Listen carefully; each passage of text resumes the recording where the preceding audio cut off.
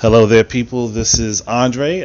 My first project open mic, I guess, vlog or podcast, whichever one you want to call it, solo cast, whatever you want to deem it to be. This is my first one for the channel, and this is a subject that was recently talked about on a podcast not that long ago. It was just basically a day or two ago. For me, I don't know when this will be posted necessarily. Depends on when I have the time to get the video set up and everything.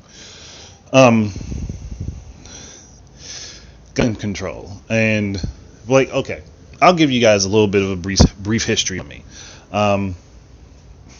African American male, grew up in Washington D.C. area for most of my life. I have a family, 5 children with my wife. We're an interracial family. She's white, I'm black, and our children are mixed, obviously. Here's the thing.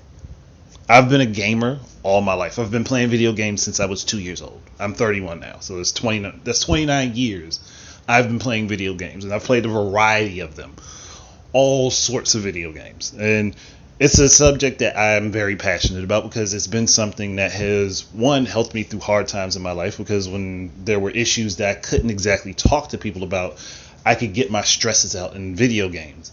And then there were things that I actually learned from video games that I could actually apply to real life. And those things have been positive things.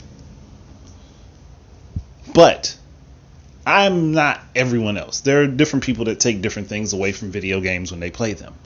So I could get the argument that someone may want to make when they say video games are violent or they cause violence. And we made jokes about this, I've been playing Mario games all my life. I'm not running outside jumping on turtles and stomping mushrooms. It's just not happening. Or to say I've played Mario Kart. I don't lean out my window and throw my cup on somebody's windshield. It just doesn't happen. Resident Evil. I don't run down the street with a gun and pretend that people are zombies and pop them in the head. No, I don't do that. Or I've played games like Dynasty Warriors, where you are massively beating crowds down. Do I run outside my door with a baseball bat in hand and just start swinging at any random person that I see? No. I've also played NBA games. Am I a professional basketball player now because of the skills that I learned playing those NBA games? No. The same thing would be for playing football. No, I'm not a professional football player because because of the skills I've learned playing Madden to go ahead and apply to actually being in the NFL. It doesn't work that way. It doesn't work that way. These are fantasy environments that you are, I guess, loosely in control of. You don't have total control over them, but you do have control of your perspective of them within the game. You do have that control, because that's what's allowed to you, unless you're a hacker, and then it's a whole other different thing that to be talked about on another time. But I'm getting away from my point here. When it comes down to gun violence and gun control, you often find that legislators and those making our laws don't want to actually, make changes to the laws that would actually be positive, that could actually help. They don't want to do that. And I always think, if you're a person in a position of power, it is your duty to do stuff or things that would benefit those who don't have the power to do it for themselves. If you put yourself into that position, that's the responsibility that you take on. And it's a heavy responsibility. It's something that could really wear on a person's mind and their consciousness. But then we have people in these positions who are only there to make a check. While it might not be public information or knowledge, there's definitely a donation bin for doing the things that the particular organizations and companies want. there's definitely a donation bin for those people. Like, you do the things that we want, you can have a little bit of this pie right here. You do as we ask, and we're like, yeah, we'll give you some of this money to sit right here on this table. You can reach in, grab however much you want. Like, but the second you stop doing the things that we're asking you to do, that money disappears. It'll be pulled from the table and you will no longer have access to it. And to me, it's the thing, like, you are taking a means of personally funding yourself and making that more important than, actually doing what you're supposed to be doing to take care of the people that you represent. To take care of the people who have to look to you for guidance and help. But you don't want to do that. You'd rather leave them in a position or in a situation where if there is something that happened, they are unable to be taken care of. They are unable to be looked after. I couldn't do it. I can't take that role myself because I know how heavy that burden is. I couldn't personally do it. Like, I know I can't. I'm not capable of doing it. Me personally. Because I know how much responsibility goes into it. So that's why I would never want to do that. Like, I would never want to be somebody who has to make decisions for hundreds of thousands, even millions of people. I can't be that person. It's just not there. It's just something I can't personally do. I mean, I guess if I was in a forced situation, I could possibly do it, but it's not one of those things where I'd volunteer to do it. I just couldn't, because I'd be thinking of all of the different possible outcomes of my decision and what my choices would mean. And that's a heavy burden to bear. But these people take that burden and turn it into something for profit, and then they don't even consider actually doing the job the right way. And that's harmful to the people that the country is supposed to be taking care of. So when I hear claims like, you want to know why this guy shot up that school? You want to know why this guy went to that church and shot it up? You want to know why this guy sat up on this balcony or in this hotel room and looked down at this group of people at this concert and started shooting? Because of those video games. It's because of those damn video games. So let me. What video game did you play that allowed you to be smart enough to become a congressman or to be a senator or to be on the Supreme Court? Tell me what video game gave you that capability. Were you playing Phoenix Wright? Not likely. Very much not likely. Oh, hold on. What video game did Genghis Khan play when he was killing people and murdering them? What games did the Vikings play when they were pillaging villages and murdering and stabbing people and cutting off their heads and putting them up for display? Oh, what video games did the conquistadors play when they crossed the ocean and started murdering the Native Americans or even the Europeans when they did it? What video games did they play? Oh, that's right. They didn't exist. So we can't chop it up to it being a thing of human nature that, unfortunately, our kind has a tendency toward violence and destruction. Like, no, we don't want to look at ourselves that way. We don't want to see ourselves that way. We don't want to tell ourselves the truth. And that's the problem. We don't want to tell ourselves the truth. But the truth of the matter is, people are flawed. Humans are flawed, highly flawed. There are many of us who want to do good things and are just not in a position that makes them capable of doing it. Then there are those of us who find a way to push past what barriers there are that limit us and do well and do good things out of the kindness of their heart for other people. And then there are many who may want to do good things, but they have an imbalance somewhere in their own mental stability that doesn't allow them to control what they want to do. And unfortunately, that's where mental health issues come in. And then there are the people who just don't give a damn at all. They don't care. I would also I wouldn't say they are the same level of mental illness, but they likely have a mental illness that also is causing that.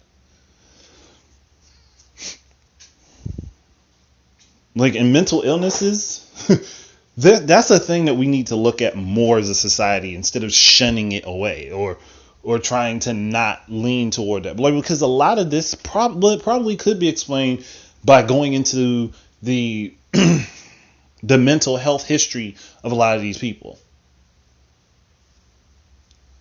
And unfortunately, when it comes down to it, no one wants to actually believe the fact that humans have limitations. Like, yes, everyone's limitations are different, but we all have limitations somewhere. Like, every person has a limit to the amount of things that they can take that can pile up on them before they snap, before there is a break. And that's another thing that needs to be considered. So, again, I'm trying to do this from as many angles as possible. When it comes down to gun control, I personally believe that there should be slightly stronger regulations. I'm not saying completely ban people's right to carry firearms, no. But what I'm saying is you don't need assault class weaponry. You don't need military grade weaponry available to the public. It's not exactly a good idea. Yes, handguns out there are far more handguns out there that can cause damage, and it doesn't require you to have a massive gun in order to take out a large group of people. But to that effect, not being able to acquire that massive gun also makes it harder for you to take out a bigger group of people. It makes it more difficult.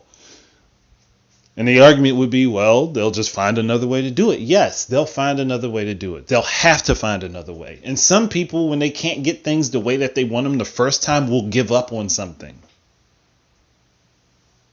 That may help save some lives. It's not going to necessarily save everyone. I'm not trying to be unrealistic here. It's not necessarily going to save everyone. Heck, you get the right person with a sword in hand who knows how to use one, they could walk into a crowd and probably take out 30 or 40 people before something is actually done. And there are literally no regulations on those types of weapons. There are no regulations on blades. Well, at least not anything that I know of that would restrict you from getting them outside of, like, I think you have to be, 21 to purchase them? That's about it. You just have to be over a certain age limit in order to purchase these things. And even then, if you buy online, you can kind of circumvent that. But those weapons actually exist and people can use them. But there are some people who are afraid to use those. I'll give you, they're definitely afraid to use those. That's why they would prefer to have a gun. I do think that there should be regulations on bladed weaponry too. Just saying, but that's another story for another time. Getting back to my point. we could make it harder to get assault class weaponry. And then there would, like, if there were regulations on every type of weaponry and the classification of it, like the more potential danger it can cause, the stronger the regulations are on it, and the more mental health checks a person is required to have in order to maintain their licensing for that weaponry, I think that could help stem the tide a little bit. I'm not saying it's going to stop it completely, but it could help. There's always the black market. There's always those who may actually be creative enough to build their own weapons. You know what, though? If they're going through that much effort to do it, those are the people who were actually going to do it anyway. But there are others who won't put that effort in, and we have to consider that. We have to think about that. How many people are we actually stopping when we put these checks in place? How many people are we able to stop? That is the thing that they need to start considering, and it will help bring the number of lives taken down. Those who are out there and they've lost it enough to a point that they're going to do it anyway, they're going to commit to it no matter what. There's nothing you or I can do about that. They are committed to that. But at that point, we are crippling their capability of massive destruction. We are crippling their chances of hurting more people. That's something that has to be considered. That's something that has to be thought about. That's something that needs to be looked at. I'm just not thrilled with being in a world where my children's safety is up for debate every day that they leave their home, and even days that they are in their home. I'm not happy with this world.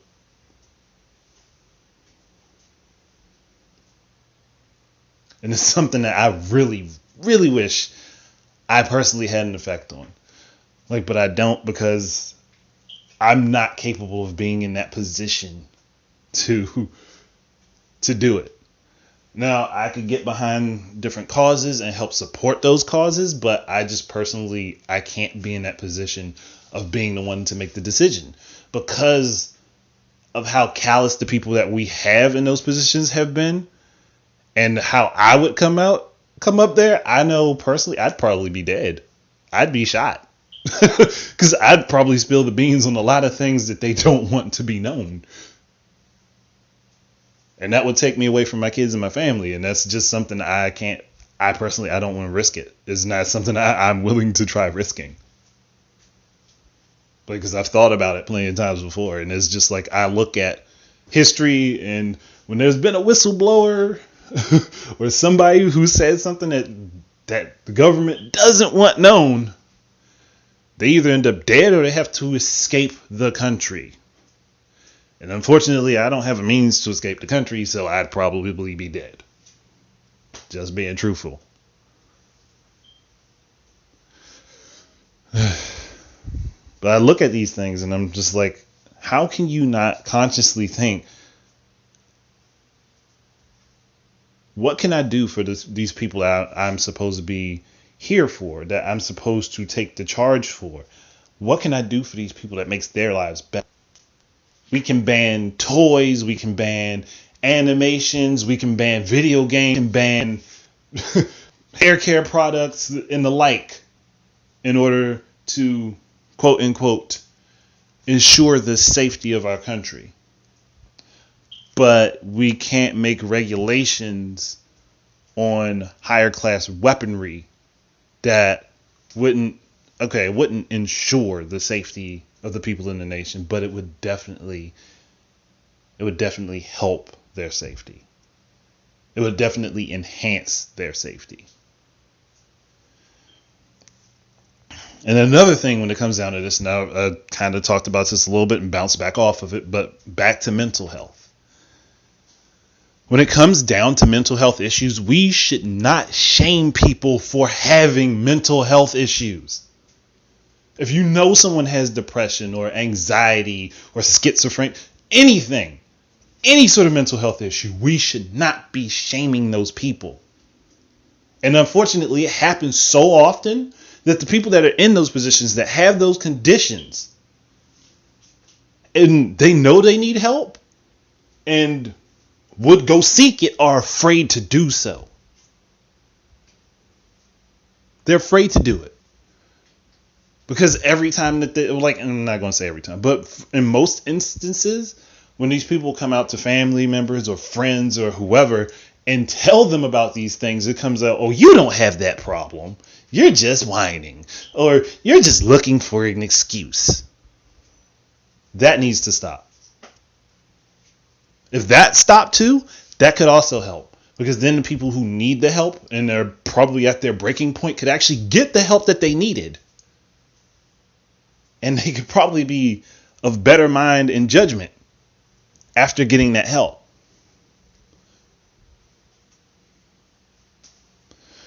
So, like, I'm thoroughly agitated with how our society works, how our government works, and how people just treat every situation so callously. And it always comes down to, if it doesn't affect me, why should I care? And that's the worst stance you can take on everything. If it doesn't affect you, why should you care? Because later on down the line, it could potentially affect you. It should never be, it doesn't affect me, so why should I care? It should always be, what can I do to help? Who can I take this to help? If I personally do not have the capability to do it myself, who can I bring this to who may be able to help? Who can I take this to who would be able to do something? It should never be, if it doesn't personally affect me, I don't care. Because you never know, it might personally affect you later on down the line. Just like people who... and this is another personal issue to me, but just like people who treat diabetes as if everyone can just diet and exercise and their diabetes goes away. Sorry, that's not how type 1 diabetes works. That's not how type 1 works. It's a genetic disorder. You can't get rid of it. So there's no saying, oh, well, my friend, he started doing these exercises and he kind of curtailed what he was eating and he was able to get away from having his diabetes affect him so much. Yeah. Here's a little tip for those people. That's type 2 diabetes. And to my recollection, type 2 isn't a genetic disorder. It's more of a health disorder. It depends on how healthy you are. Whereas potentially a lot of people could have type 2 diabetes. Type 1 is passed through your lineage. And it doesn't always trigger. Like, I carry type 1. I'm a gene carrier for type 1, but my eldest daughter is the only one in the house who it was triggered in. And we have to monitor everything that she has. We have to pay attention to her carb counts, what type of food she's eating, the types of carbs that she's taking in, the fiber and everything. We have to pay attention to all of those things. And that's something that's going to be with her for the rest of her life. And there are things that are being worked on to fix that. And I have done what I can to support it, because I'm not in the personal position to actually, say, oh, hey, here's an artificial pancreas. We can just pop these in everybody now. There's a lot of things that have to be done. And I am not of the knowledge or of the position to do anything directly in those fields, but I can support monetarily. I can bring awareness to those things. Those are the things that I can do to help. And that's kind of how I think that we should treat dealing with mental health issues, dealing with gun control regulations and violence, and just dealing with, in general, how our society runs. We should never push off other people's issues as if they don't matter. We should never push them off as if they don't matter. Because at any point in time, that thing that you said doesn't matter to you because it doesn't affect you, it can always come back to bite you later. And then what would you do? Because then it affects you. Now you start caring, but then at that point, there's no help available. What do you do? You know what we're going to do? We're going to turn and blame video games. We're going to turn and blame movies. We're going to turn and blame music. We're going to turn and blame books.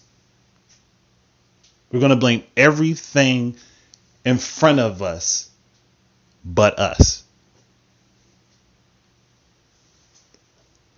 That's how it's going to work.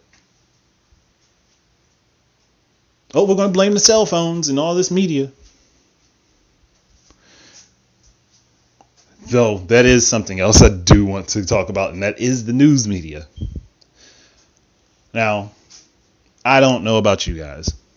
Personally, I don't like it when the news media kind of portrays someone who does a massive shooting as if they're some sort of hero. And it's not like they use that particular wording, but it's how they represent them. Like they'll show pictures of them as a kid when they're younger, and talk to their family members and say, oh, well, this person was such a great kid back in the day. Like he did so many nice things. We never saw this coming. Sometimes there are signs in people where you can see that they may be struggling with something. They may need help with something, and they may just be afraid to talk. They may be afraid to talk about it.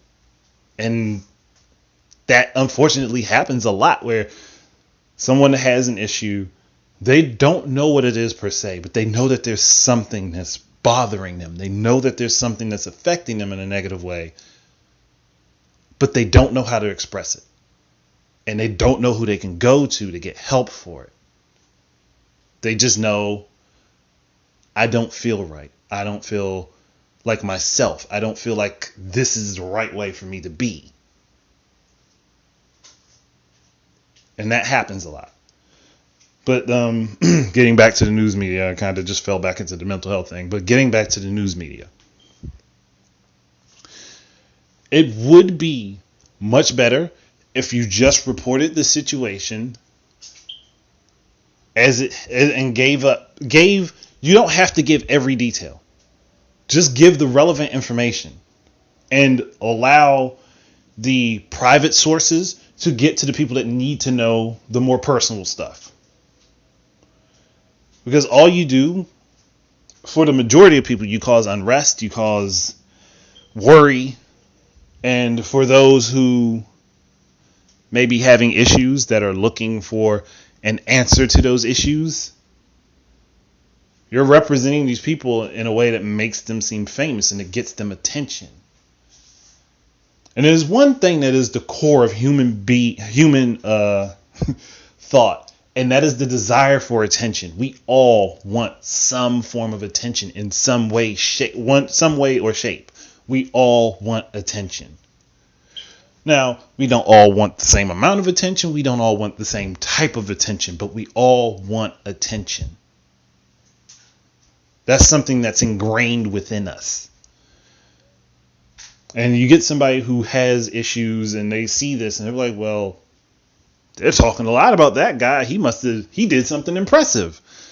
He did something that was considered amazing. Otherwise, they wouldn't spend so much time talking about it. Otherwise, they wouldn't give it so much press.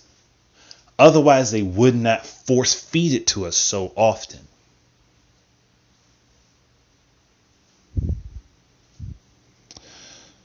And unfortunately, our news organizations will always put these stories up in front because they're easy distractions. They can easily take us away from the issues that are going on behind the scenes that we know nothing about.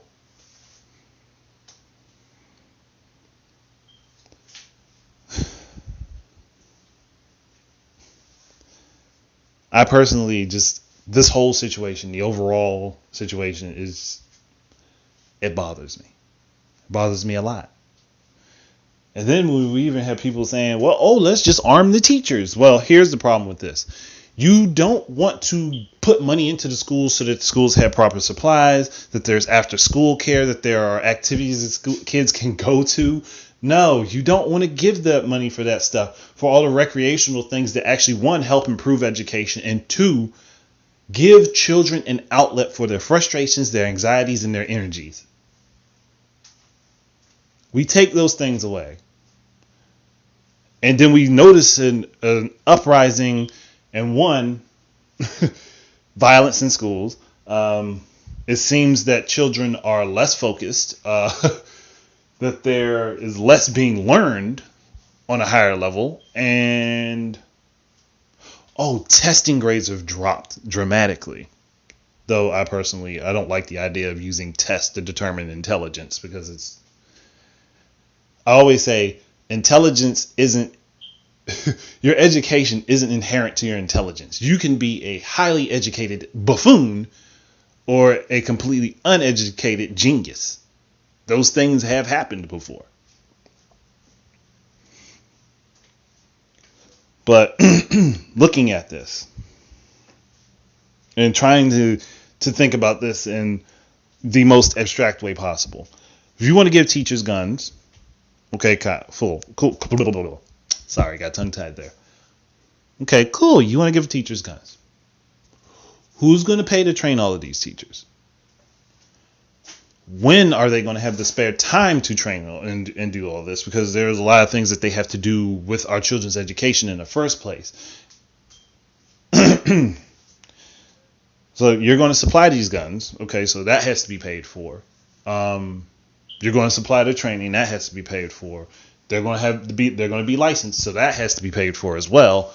And then on top of that, they're going to have them on them in the classrooms.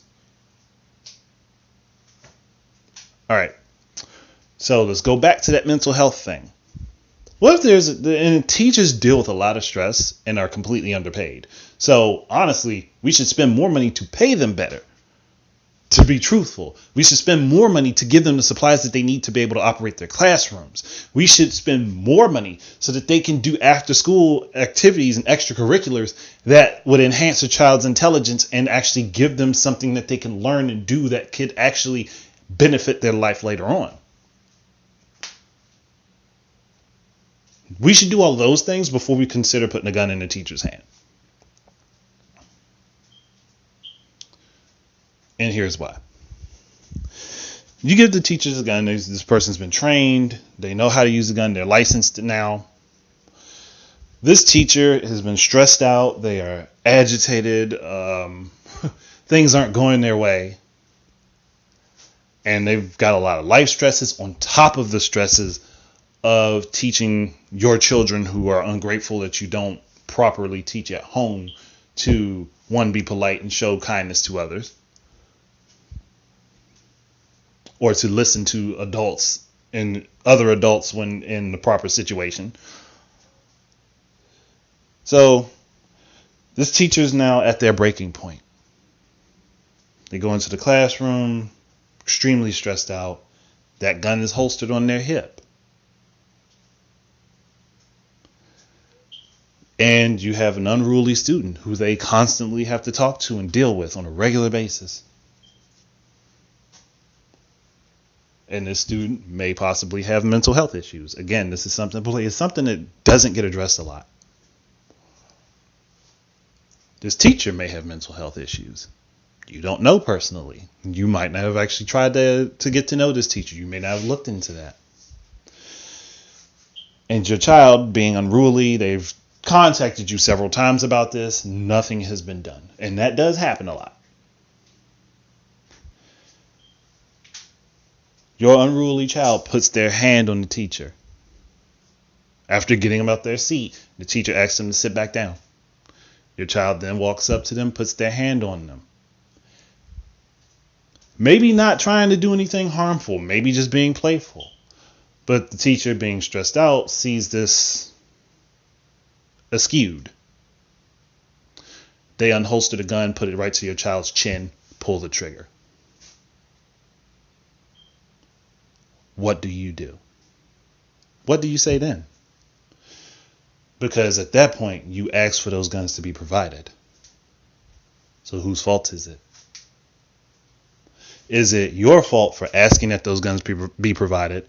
Is it the government's fault for providing the guns and the training and giving the teachers the responsibility of having to hold one under the stresses that they already go through?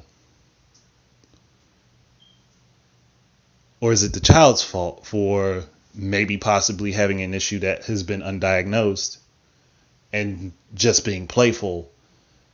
Or is it the teacher's fault for being stressed out beyond their limits and they finally hit their breaking point?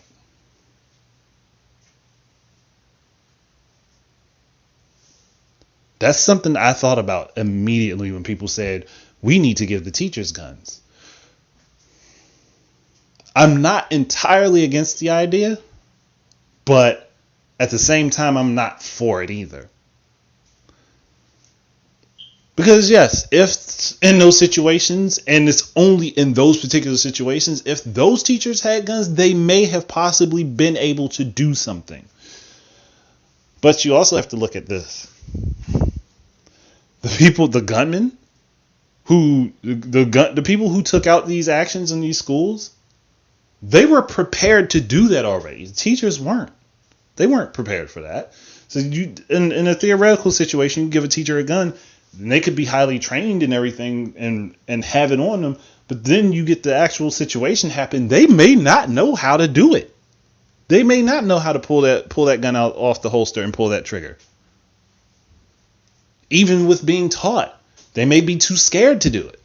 And then at that point, you just added a hostile element which would pump the gunman's adrenaline more and possibly lead to them taking out more people because the teacher was not capable of taking them out.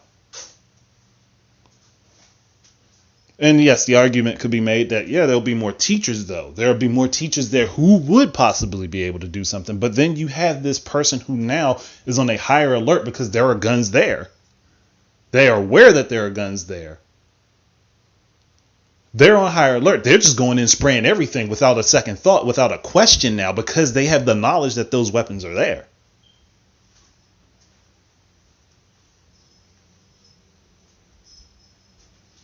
And not to also consider like activities like gym class where there's a lot of movement. Do you really want to have a gym teacher have a gun on them that could possibly go off with the wrong movement and either one injure the teacher or a student?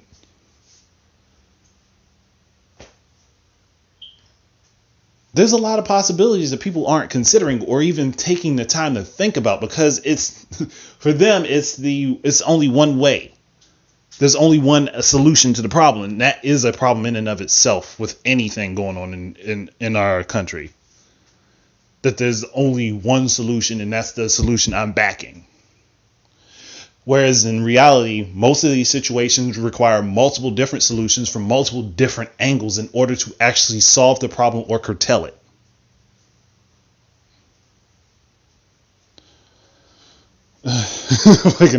I've gone on for a while, and it's because this is something that is important to me, and I care about this deeply.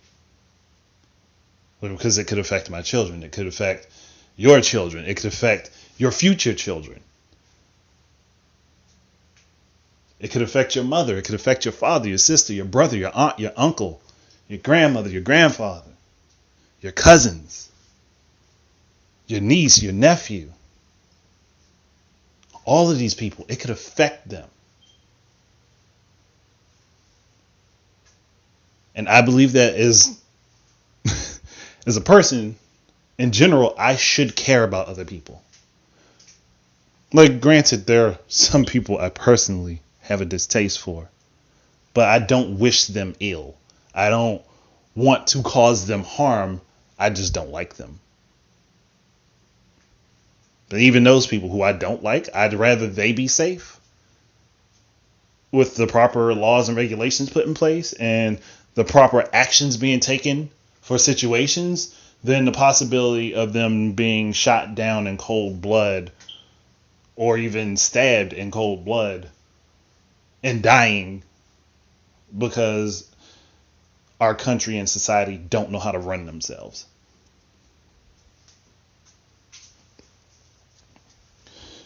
Heck, I was going to title this gun control. I don't even know if that's an appropriate title anymore because of all the different things that I've talked about. So, I know there's some stuff I'm leaving out. There's probably some things that I could definitely think further into and put more detail into in my thoughts, and more situations that could crop up. But did you know what? There's another thing I really want to go ahead and talk about. Here's one thing. And again, this probably leads back into my original point at the beginning of this whole thing, this whole discussion. We have armed security guards at every major bank in this country. I'm sorry, some of the smaller credit unions don't seem to have them. It would be a good idea if they did. But we put more importance on holding and keeping of money than we do on children's lives. Why can't we have armed security guards or policemen, or even, and like I think this was brought up in the podcast, even veterans who have had tons of mental health checks, who are cleared to be security at our schools? Why can't we do that? That way the responsibility isn't thrown to the teachers who don't want to do this, in all honesty, who don't want to have the guns in their hands, who don't want to have to fire a weapon at another person because they don't want to take life. They want to enhance it. They want to make it better. That's the whole purpose of being a teacher. To educate and make lives better. So why can't we have these highly trained individuals who would know what to do in a situation if a gunman showed up, or somebody who was there with intent to cause violence and harm? Why can't we have these people at our schools? Now, granted, there are some high schools that I know of that have security guards that are armed and trained. Some, but not enough.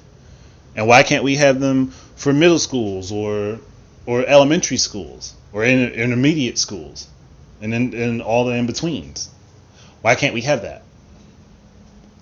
You don't need a whole lot of different people to do it. Be there. You just need someone there. And it could be police officers that are trained and stationed specifically for schools. There's one that gives the advantage of, if something actually does go off, you have an information source right there that is immediately available, who can get information to the other police officers and call for help if it's needed. So if a situation does get out of hand, it can more easily and more quickly be stifled. So why can't we do that? Why can't we have more police that are trained to protect our children? That are there, that become parts of the community, and then kids can actually grow up with these officers and get to know them. It would benefit both the community and the police. Isn't that a thing? If we open up lines of communication, we make the available line of communication be there, and we set in place the protections that would be needed, things would get better. That's the thing. Who'd have thunk it? And while I know I'm not the first or the only person to think of these things or bring these points up,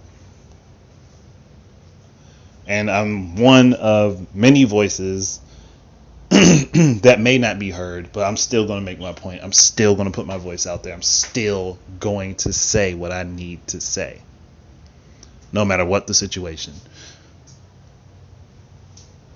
Because again, I'm a parent, and I don't want my children's lives to be endangered for something that could be curtailed, something that could be stopped or slowed at the very least. I want them to be able to live happy, productive lives and not have to worry that at any time they walk out the door, something could happen to them.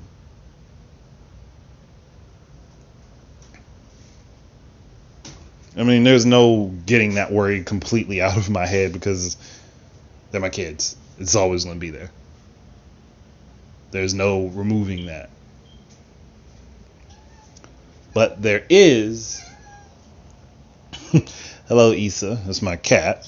I guess she decided she wanted to join me. What's up with you? Looking for attention, huh? My cat really likes to come, like, rub up against my legs on a constant basis. So that's what she's doing right now. She was looking for me, apparently.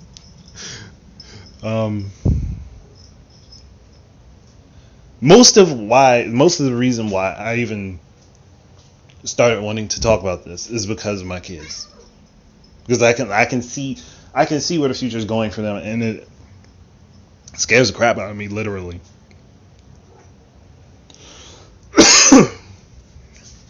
And I want them to have the best opportunities available to them.